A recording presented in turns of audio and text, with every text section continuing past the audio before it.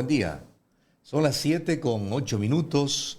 Vamos a conversar de inmediato con nuestro invitado a esta hora de la mañana. Se trata del analista político, agropecuario y económico, el señor licenciado Rodrigo Gómez de la Torre. Buen día, don Rodrigo. Orlando Murillo lo saluda aquí en OMC Noticias. ¿Cómo amanece? Orlando, muy buenos días. Bueno, para ser honestos, después de una semana muy fuerte con vientos y soles, más bien ahora acá en mi zona, porque el Ecuador es multifacético en ese ámbito, amanecemos nublados tal vez con las últimas lluvias del periodo húmedo para entrar a un verano ya. Qué bueno. En todo caso, así amanece el cielo.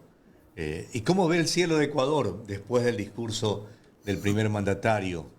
¿Cómo lo califica en primer lugar ese discurso y qué expectativas le despierta? A ver, creo que lo he escuchado un par de veces, he revisado algunos análisis.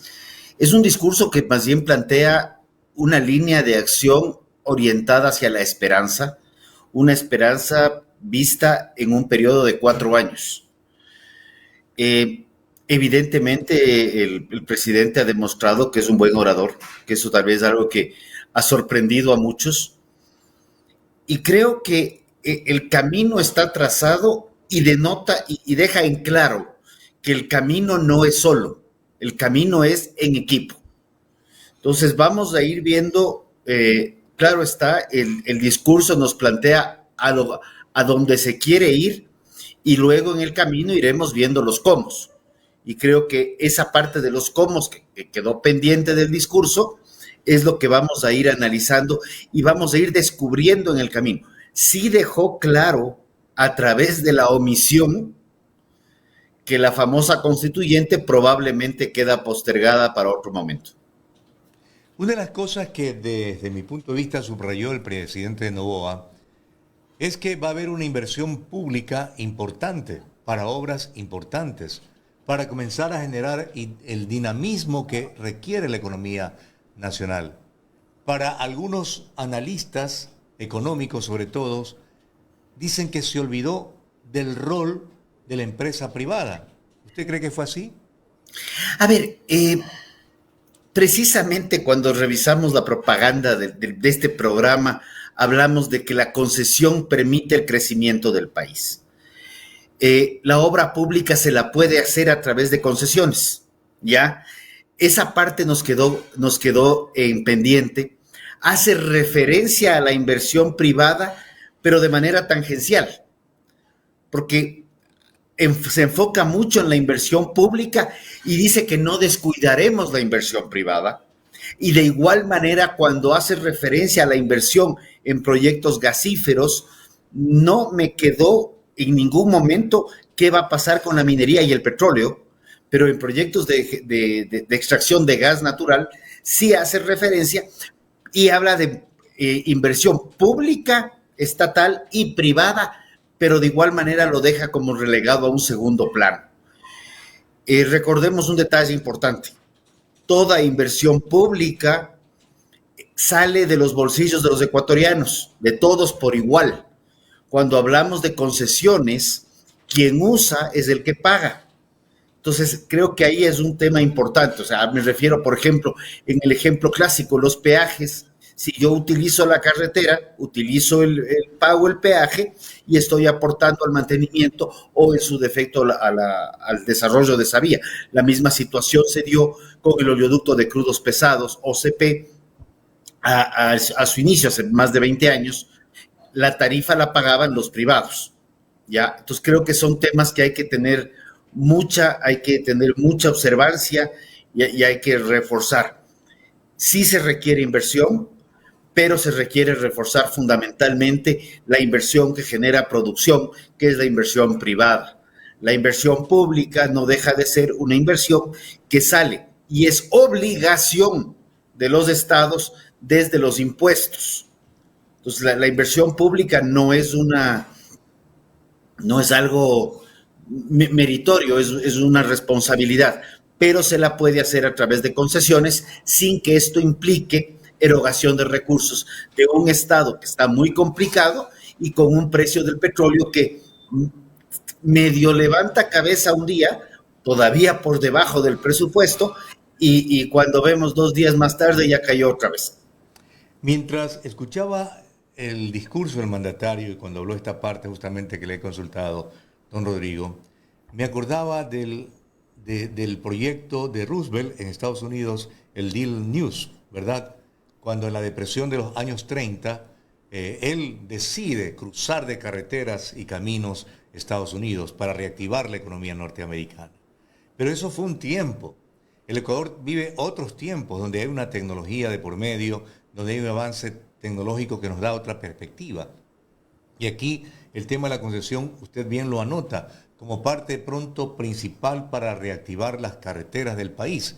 Porque concomitante con esto está también lo que el mandatario propuso a través de recuperar espacios en la política comercial exterior, que le ha dado muy buenos frutos en estos primeros 3 o 4 meses del presente año al Ecuador, que ha duplicado su exportación en varios productos no petroleros, de tal suerte que por allí también hay un camino que hay que ver cómo lo desbroza el mandatario con la inversión pública, con el apoyo del sector privado, pensando justamente en las exportaciones que pueden ser múltiples del Ecuador hacia diferentes países del mundo, don Rodrigo. A ver, yo voy a dividir las exportaciones en 3 rubros. Ajá. Las exportaciones petroleras, cuya balanza tiende usualmente a cero o mínima, porque se compagina con las importaciones. El presidente hace referencia a la mejora de refinerías. Seguimos hablando de refinerías, ¿ya? Luego vamos a las exportaciones mineras. Las exportaciones mineras son inversión privada que viene de fuera, inversión extranjera directa, que requiere certezas jurídicas y requiere ciertos temas donde hay algunos bloqueos de corte constitucional. Entonces ahí el presidente va a verse abocado a un reto importante, que es subsanar los problemas de la corte y darle certezas, tanto ambientales como contractuales, a la nueva inversión minera, que no es un tema de que el día 25 de mayo deciden invertir y el 26 de mayo hay recursos. Toma 2, 3, 4 años de inversión, y ahí vamos al otro tema. Antes de entrar al tercer rubro, toda inversión que estamos viendo los frutos es producto de un trabajo de varios años atrás, que no se dieron en un año, se dieron en varios años.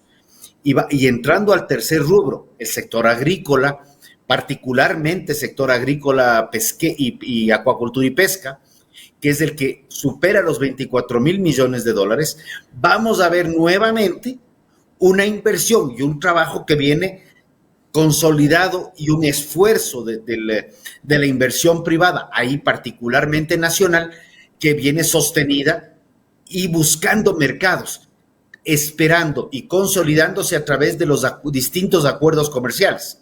Ahí viene uno de los grandes retos. El gran reto es qué vamos a hacer y cómo vamos a enfrentar esta nueva era de aranceles que nos ha planteado el presidente Trump. Y evidentemente el Ecuador ya participó en un acercamiento inicial para los acuerdos bilaterales, que es lo que Estados Unidos está trabajando permanentemente con los países que han querido hacerlo. Se ha demostrado que los países que se pusieron en la otra orilla a decirle nosotros te ponemos más aranceles, pues han ido cambiando un poco el discurso, porque es un choque de trenes donde los únicos que pierden son los consumidores de los países involucrados. El presidente de la República también hizo referencia a otros temas, por ejemplo el tema energético, ¿verdad? Y puntualmente habló de alternativas que se le han presentado, entre ellas la posibilidad de tener una energía nuclear para generación eléctrica. Hay cuestionamientos que se hacen respecto a ese tema, por la sismicidad por la que vive el país. Pero, ¿es mejor eso o hacer nada? A ver, el tema eléctrico es un tema que se ha debatido mucho, es un tema que ha estado en la palestra política. Tal vez estos últimos meses nos hemos medio bajado el tono, pero lleva en la palestra política desde la campaña del 23. En el 22 ya se habló de la necesidad de inversión, de reparaciones y demás. El 23 ya tuvimos problemas, el 24 ni hablar porque pasamos con apagones de 12 a 14 horas y seguimos hablando del tema, lo cual evidencia que todavía hay temas que corregir. Primero, en el tema del parque termoeléctrico, es la única forma de energía disponible en el Ecuador que depende de nosotros, porque una central termoeléctrica la prendemos o la apagamos a nuestra voluntad. Una central hidroeléctrica dependeremos de que el embalse esté lleno, que haya más lluvias o menos lluvias. Una eólica, que haya más viento o menos viento, o como en el caso de Villonaco, que requiere mantenimiento, que se le dé mantenimiento adecuado. Y en el caso de energía solar, pues dependemos del sol para la generación durante el día, se paraliza de alguna manera durante la noche y nuevamente genera en el día. Ahora, hace algunos meses atrás ya le escuché yo a Carlos Montúfar hablar de la energía nuclear. Personalmente creo que es viable, creo que es factible, que requiere mucha capacitación. Los errores que hemos tenido en Chernobyl fueron errores humanos fundamentalmente, y voy a hablar de Fukushima, fue el otro caso donde hubieron fugas, que ese fue evento de un sismo y acompañado de un tsunami. Entonces, lo que hay que hacer es, si se va a plantear una central nuclear para el Ecuador, es buscar los sitios donde menos impacto sísmico pueda tener. Estudios para eso sobran. Conocemos de largo dónde están las fallas, conocemos de largo dónde están los volcanes. Entonces, es evidente, se me ocurre, voy a hablar un disparate. Si ya sabemos que la zona norte de Manabí tiene un nivel de sismicidad elevado, donde hemos visto varios sismos repetitivos en los últimos 10 años, pues poner ahí una central es como que absurdo. Colocar una central abajo del reventador o del Shanghái sería un disparate. Entonces, ahí vienen los estudios de prefactibilidad, de factibilidad, los análisis de riesgos y buscar los sitios más adecuados para esta infraestructura. Creo que la infraestructura es viable. No le tengo miedo y confío que más bien el aprovechamiento de inteligencia artificial, robótica y un sinnúmero de nuevas tecnologías también nos pueden aportar muchísimo a la minimización del error humano, que creo que es también importante reconocerlo. Mire lo que ha pasado con la ampliación, por ejemplo, de la central hidroeléctrica en la Amazonía, donde se conocía desde el año 40 más o menos que había el tema de la erosión, que hoy amenaza justamente a la misma, ¿verdad? Eso hay que evitarlo en caso de que se incurra dentro de esta generación atómica de electricidad. Con respecto a Coca-Cola Sinclair, en el año 87 fue el último estudio donde se evidenció que había una erosión importante en la cascada, justamente en la cara oriental de la cascada, y lo que no se sabía era qué tiempo podía durar. Entonces se anticipó, esto va a colapsar, pero no sabemos si va a ser en un año, en 3 meses, en 10 años, en 20 años. Entonces, para quienes hablan de que el estudio estaba mal hecho, ahí hay que tener mucho tino.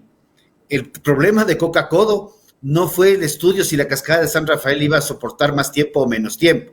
Era, ¿por qué no hay obras que digan, al ser evidente, sin tener periodo de tiempo, la caída de San Rafael y la erosión regresiva que se veía como algo inminente, y en términos geológicos eso puede ser 50 años tranquilamente, ¿qué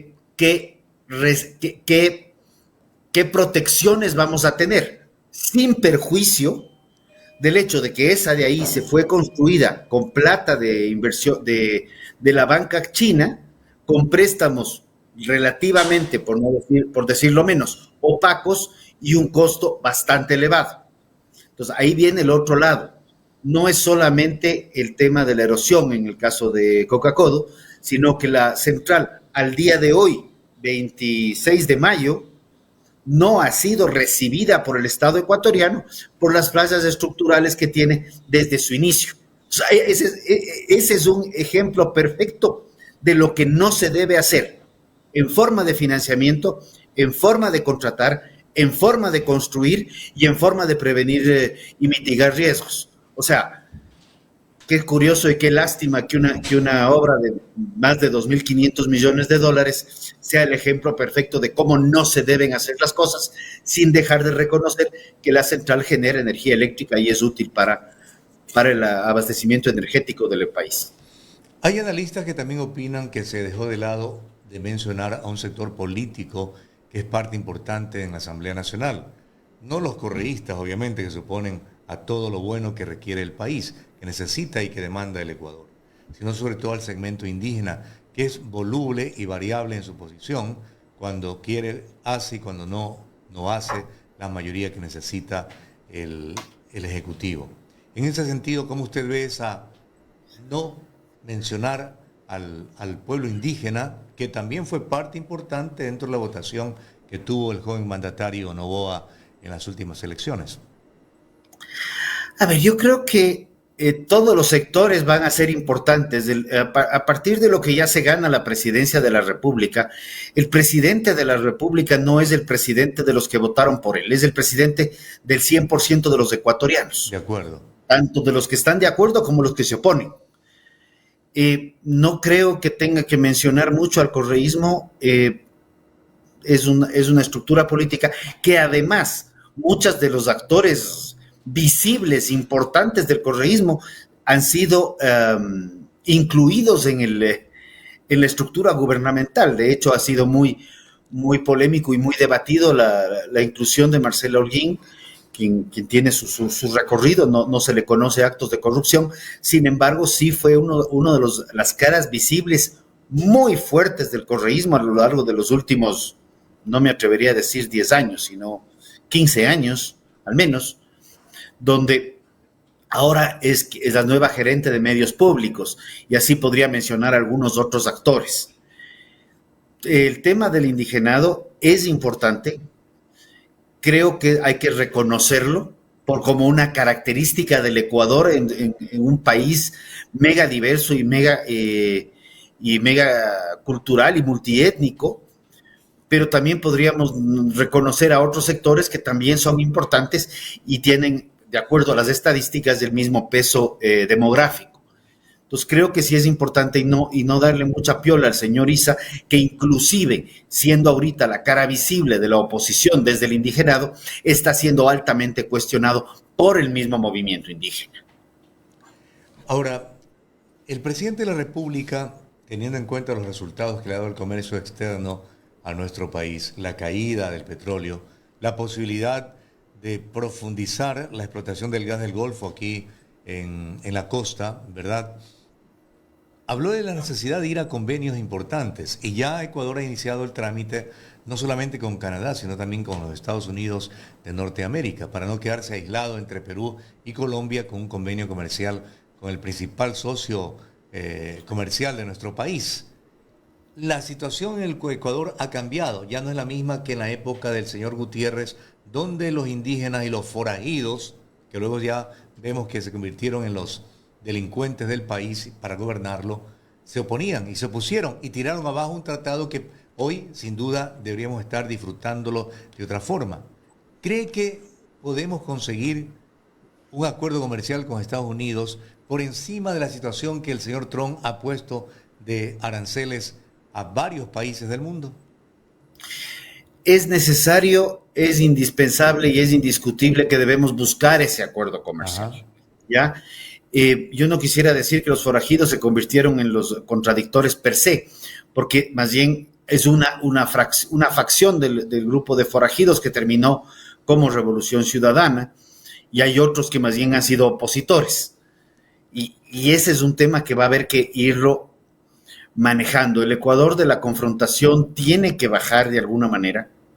Creo que en ese aspecto el discurso de posesión del primer periodo del presidente fue mucho más menos confrontativo. Ahora sí hace referencia a la lucha contra las mafias, ya no las etiqueta con nombre y apellido como orientadas hacia un movimiento o partido político que lo ha hecho a lo largo del último año. Creo que es importante reconocer que las mafias son movimientos delincuenciales indistinto con quién se identifiquen en determinado momento, porque ese es otro tema. Las mafias tienden a mutar. Ajá. Y tienden a acomodarse políticamente de acuerdo a las conveniencias del momento. Esa lucha contra las mafias y donde vamos, minería ilegal. Ese es un tema que a mí me quedó pendiente. Minería ilegal mueve gran cantidad de recursos y hay muchas investigaciones de cuánto sale del país en minería ilegal. ¿Qué estamos hablando? Y este es un tema que casi no se menciona. ¿Qué estamos hablando? De trata de personas. Este es un tema crítico que se mantiene en el silencio. El tema del narcotráfico es lo que medio se evidencia y se busca, pero son tres aspectos que están completamente correlacionados y trabajan de manera articulada. Y ahí es donde hay que seguir empujando el tema. No podemos bajar la guardia en lo que tiene que ver con el combate contra la corrupción interna y externa y las estructuras criminales. De igual manera, tenemos que propender a que la minería, y esto lo hacía referencia cuando hablamos de exportaciones, la minería tenga certezas y pueda crecer. La minería formal, porque el momento que la minería formal va creciendo, va desplazando a las facciones ilegales e irregulares. Y un tema con respecto al gas del Golfo. Tenemos que ver que las zonas que ya están concesionadas, que están delimitadas para explotación del gas del Golfo, no le sigan convirtiendo en áreas naturales, como ya tenemos en este momento. 2 de los pozos que pertenecen al Campo Amistad los metieron dentro de un área protegida, posterior a que ya estaban construidos. Entonces, si los vamos bloqueando al desarrollo de explotación del gas del Golfo, o vamos bloqueando el desarrollo petrolero, o vamos bloqueando el desarrollo minero, en el tiempo nos vamos a quedar con muchas áreas protegidas que están justificadas, hay que respetarlas, hay que validarlas, pero si ya estaba ahí presente la exploración y explotación de recursos naturales no renovables, estamos disparándonos en el pie. El presidente de la República enfatizó en su discurso del sábado anterior lograr empleo para el sector joven de la población nacional, que es mayoritario, ¿verdad? El tema de las carreteras, el tema de la construcción de viviendas va por el camino que debe hacerse para reactivar la economía, teniendo en cuenta que son sectores que utilizan mano de obra no calificada, pero que mueven una parte importante del sector industrial, el cemento, el hierro, la piedra, etcétera, que tranquilamente podría comenzar a darse esa espiral positiva que quiere el país en cuanto a empleo, don Rodrigo. Evidentemente, cuando hablamos de construcción en general, vial, infraestructura, vivienda, etcétera, estamos hablando de mano de obra. Cuando hablamos de mano de obra joven, de acuerdo a la ley ecuatoriana, estamos hablando hasta 29 años.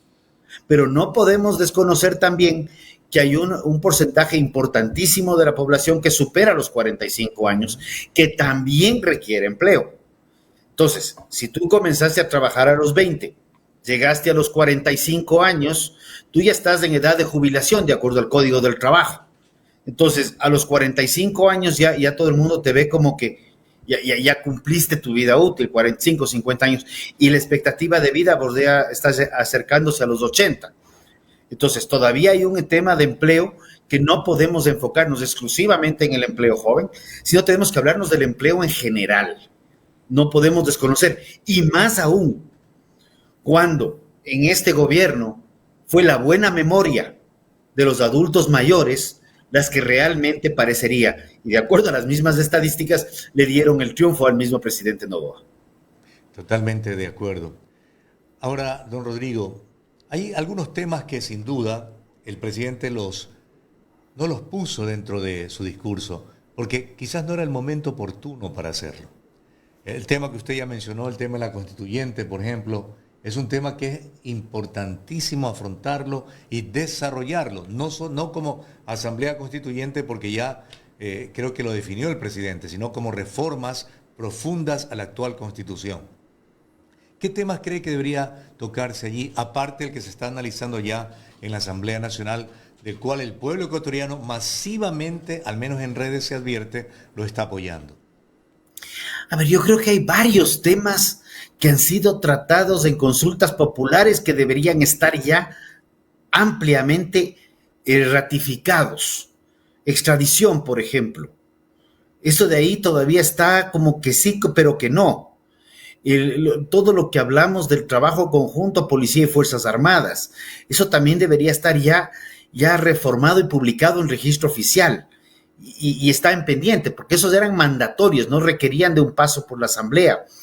Creo que ahora estamos discutiendo esta ley esta nueva ley de contra la, ¿cómo se llama? La economía criminal. Y definitivamente habría que preguntarnos qué se quiere hacer con el famoso Consejo de Participación Ciudadana y Control Social. Ajá. En este momento hay quienes dicen que ya el movimiento del presidente controla el Consejo de Participación Ciudadana y Control Social. ¿Quiénes van a ser las nuevas autoridades? ¿Quiénes van a manejar las próximas elecciones cuando vemos que el Consejo Nacional Electoral ya debería haberse retirado hace rato? Y vemos, por otro lado, que el Consejo de Participación Ciudadana y Control Social, realmente legitimidad electoral ya prácticamente no le queda nada, porque todos los funcionarios han sido el reemplazo del reemplazo del reemplazo. Porque creo que ya tal vez me equivoque, pero toda la plana mayor fue retirada, que fueron los productos de la primera elección. Todos los suplentes ya fueron reemplazados, producto de la misma proceso electoral. Y ahorita estamos con los reemplazos de los reemplazos. Ya no hay más vocales elegidos para poder, en caso de que sean reemplazados, ya no hay. Exactamente. Entonces llegamos a un punto de qué legitimidad tienen ellos y tenemos que elegir. Consejo Nacional Electoral tienen ya 6 años extendidos en su fecha de terminar su periodo. Y parece que están muy bien agarrados. El Consejo de la Judicatura, ¿qué va a pasar ahí? Que también tiene prórrogas y cambios. ¿Qué va a pasar con la Fiscalía? La fiscal general ha renunciado, va de embajadora a la Argentina, ha asumido el segundo a bordo, el fiscal Toainga, pero ahora hay que ver quién va a ser el titular de la Fiscalía, y ha sido un rol fundamental. Entonces, ahí son aspectos que todavía están en pendientes y son muchos temas. Entonces, esos son los aspectos que nos quedan en duda de a dónde mismo estamos yendo y sobre los cuales creo yo que si bien, y es posible que la gran mayoría de gente lo que quiere es trabajar en paz y generar recursos para su familia, hay una clase política que todavía está viendo cómo darle solución a esto o ver cómo se engancha en estos aspectos. Al menos en el tema de la inseguridad, este fin de semana las Fuerzas Armadas y la policía han dado duros golpes a la minería ilegal y también a estas bandas organizadas. En Loja y en otra ciudad también del país se atacó el tema de la minería ilegal, y acá en Guayaquil se atacaron en 4 diferentes frentes unas supuestas clínicas que eran reposo de estos delincuentes para luego salir a hacer sus fechorías, lo cual da lugar a que ya la inteligencia al parecer estaría funcionando en estos temas. No, el tema es que muchas cosas se van conociendo y hay que seguir atacando. Aquí el tema es cuánto más nos falta. Ajá. Y creo que eso todavía nos falta muchísimo más. Tenemos zonas ya cooptadas, no me atrevo a decir cuáles en este momento por muchas razones, pero hemos escuchado a expertos en materia de seguridad y expertos nacionales, no estemos hablando de importarnos ningún externo, expertos nacionales en que nos han ido dando las pautas de qué zonas han sido más golpeadas. Tanto así que la misma ley de economía criminal está planteando darle beneficios tributarios. No sabemos de dónde va a salir esa plata, porque esa plata tiene que estar en el presupuesto general del Estado para poder otorgar esos beneficios a las zonas que más golpeadas han sido por la inseguridad. Evidentemente Esmeraldas, evidentemente Los Ríos, zonas de Guayas, zonas de Quito. Quito tiene problemas muy serios, aunque muchas veces no se los diga. Y así podemos ir identificando que ya no son lunares. Un lunar es algo pequeño, son manchas grandes a lo largo de todo, a lo largo y ancho de todo el Ecuador. ¿Qué es lo que está pasando en Galápagos con el tema de combustibles, por ejemplo? Ese es un tema que hay que aclarar ampliamente, porque al final del día este subsidio a los combustibles, que tampoco se ha topado, este subsidio a combustibles hace que todas las exportaciones petroleras se diluyan en compra de combustibles. En este momento, Refinería Estatal Esmeraldas está en un mantenimiento y hemos incrementado el tema de combustibles. La misma situación, como mencionaba, con el Campo Amistad, al haber tenido que cerrar 2 pozos porque les pusieron el Parque Nacional encima, o el área de reserva protegida encima, necesitamos importar más. Entonces, ese tipo de cosas son las que necesitamos que haya total y absoluta coherencia. La ministra que en un momento se oyó que salía, la ministra Manzano, y que luego se ha ratificado que no estaba de salida, que es una mujer que entiende de la parte ambiental y está liderando ahorita la cartera de energía, pues es una combinación interesante, porque hacer exploración y explotación de recursos naturales no renovables y desarrollo energético no va en contrasentido del cuidado ambiental. Y eso creo que hay que tenerlo claro. No es lo uno o lo otro. Es lo uno y lo otro de manera responsable. De acuerdo. Y esa lógica de los istas, perdón, pero aquí sí voy a ser muy puntual. Es lo mismo que nos pasa con los ambientalistas, nos pasa con los animalistas, nos pasa con ciertas tendencias actuales. Sí, que queremos que es lo uno o lo otro, y no hay tal.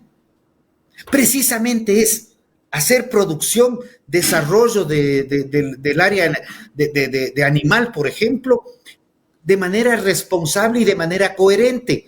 No es poner extremos, como se ha planteado en ciertas normas que están en proyecto y discusión todavía en la Asamblea.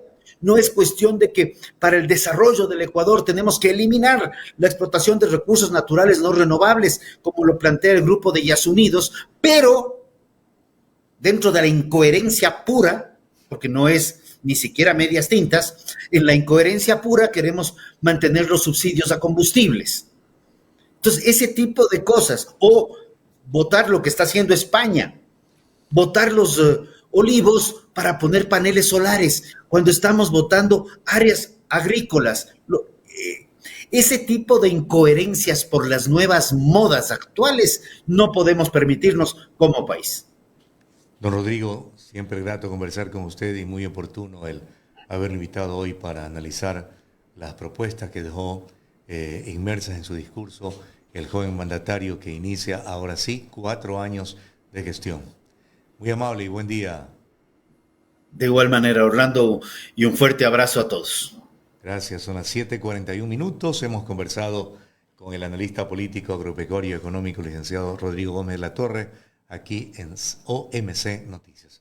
Vamos a una ligera pausa para acotar algo más antes de despedir nuestro programa, puesto que el director de este medio tiene entrevistas con mucha antelación y eso nos hace que cortemos a las 7:45 nuestra audición.